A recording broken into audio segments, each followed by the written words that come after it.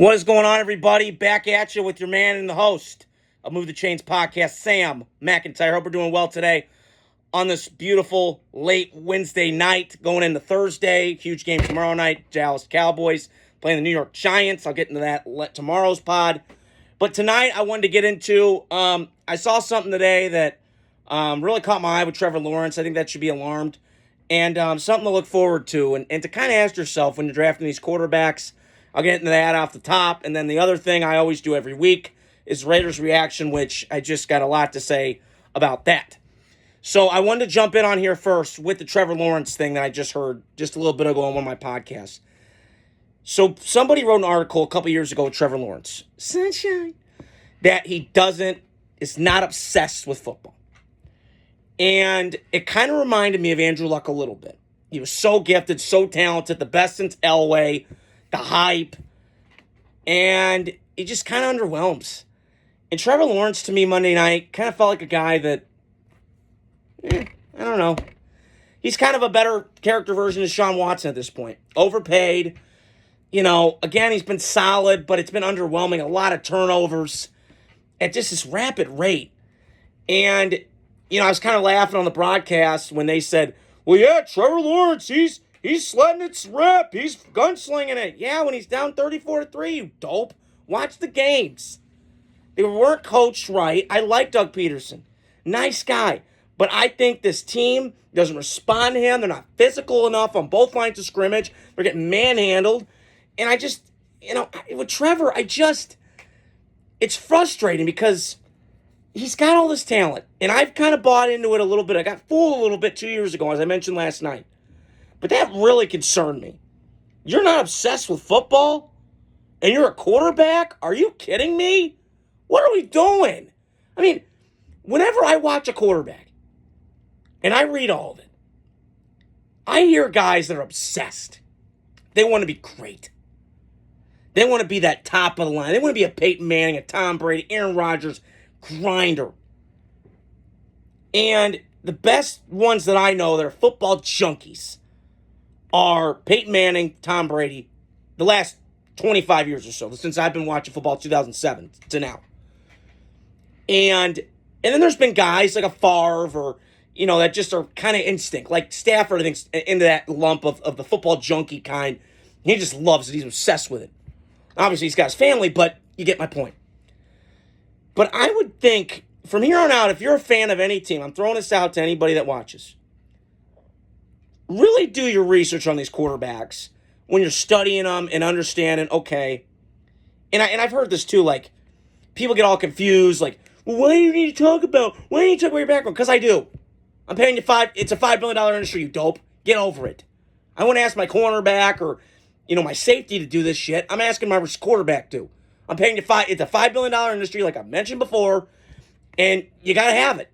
And I think I'm starting to see the movie. Trevor Lawrence is just, he told you what he was. But Jacksonville, and this is what poor organizations do, they just think, oh, we got a clip, we got a hope. And then it falls back down. So, I've got really big concerns, and if I'm a Jaguar fan, I'd be really disappointed. Because that city deserves better.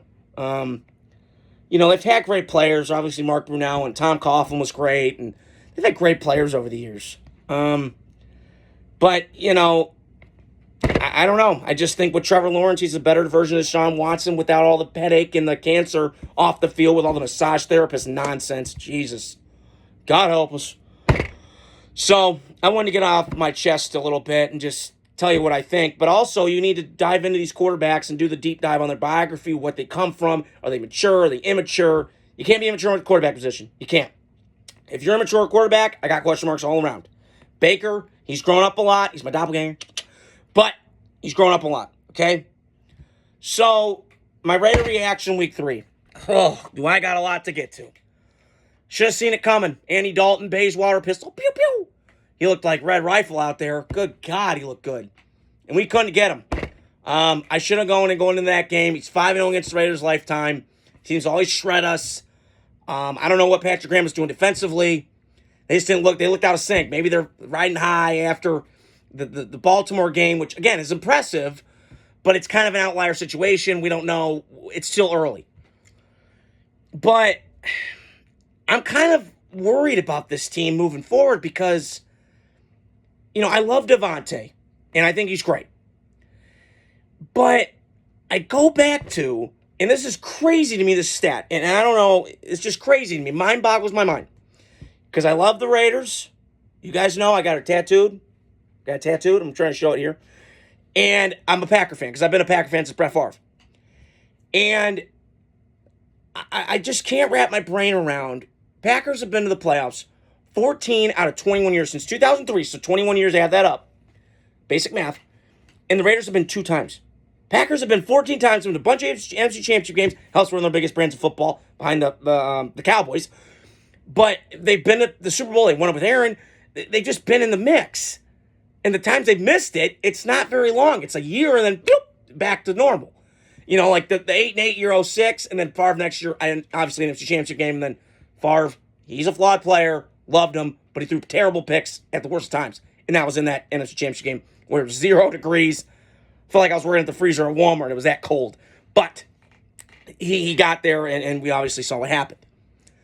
So, I don't know. With Devontae, what I don't understand, I think more so this was a more emotional decision to leave Green Bay and go to the Raiders. And I get his family's there. I get all that. I'm not saying I wouldn't. I would do the same if I was in his spot.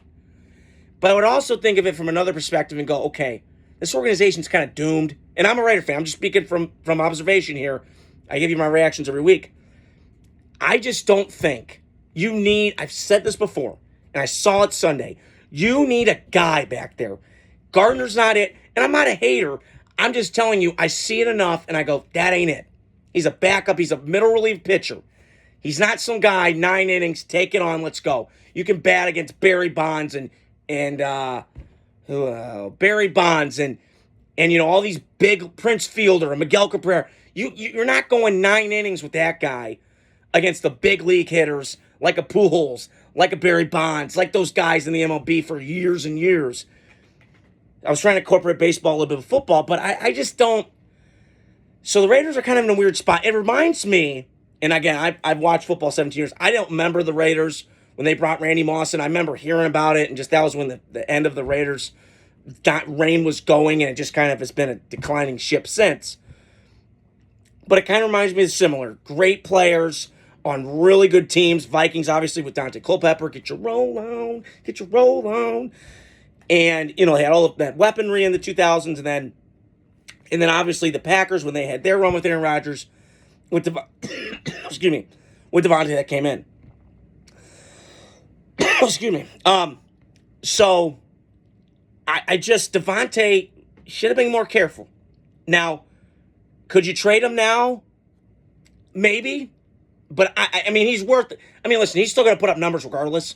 I mean, he put up 1,000 last year. With all the quarterbacks we had, I mean, it was awful with Jimmy G and, God help us, George Carlin, God help us, But, I don't know. That was a bad performance. I was pissed off at the effort.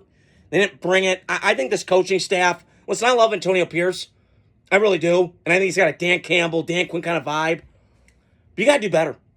This week you're playing Cleveland. That's a tough matchup. I'm a little nervous a little bit. I picked my Raiders in the picks, and I'll get to that later on down the road. But I just think with the Raiders right now, you got to get a quarterback. You got to get a better offensive line. This offensive line is terrible. They can't run block. They can't pass pro. Something's missing because they got capital in it. They drafted decently at that position. But I don't know what's going on. It kind of reminds me of the Titans Sunday. And I don't want to hear people tell me Will Levis. I get he turns the ball over, but when he's on his back 8 times and getting hit 12, that's not a recipe. That reminds me of the Raiders right now. Okay? You got to get a better offensive line. Because you can't, some of those sacks Will Levis took, I watched it. You can't bang on him for that. He's getting his bell wrong. I mean, the right tackle's got bad feet, sloppy footwork, and he's letting the guy come clean inside and get into the quarterback and then force the fumble. So the Raiders right now, listen, I'm still a fan. I love you. You make it hard. I've got 5 heart attacks. I feel like I get 5 heart attacks a game watching you, but I love you. And I'm loyal to the core. But it's hard, okay?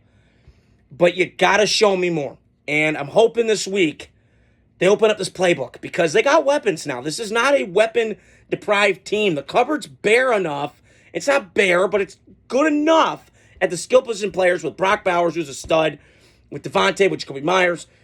You know, you got that thing going on. I just think they got to do some changing play calling, go more of a power run game with a fullback, kind of like what the Raiders had mid-2000s with Gruden, that first go-around, that second go-around in Oakland, where it was John Ritchie and it was Zach Crockett, king of the wild frontier, you know, getting his dance on. But you got to get back to that. I've been reading reports and suggestions that I would do that. You got to go back to Zamir White is not Zeus. He's not God. Okay, he's not a Greek God here, but he's a good enough back. He's a one. He reminds me of when the Raiders had McFadden and you had Bush.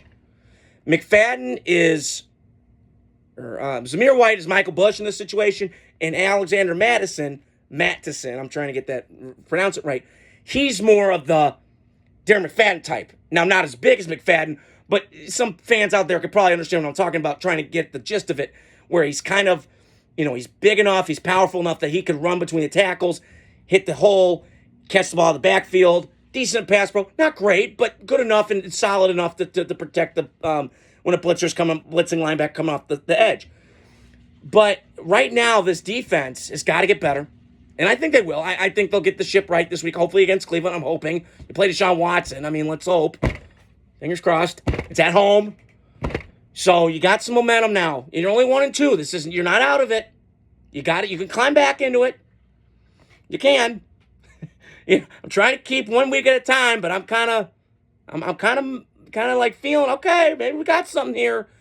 So I hope that goes well.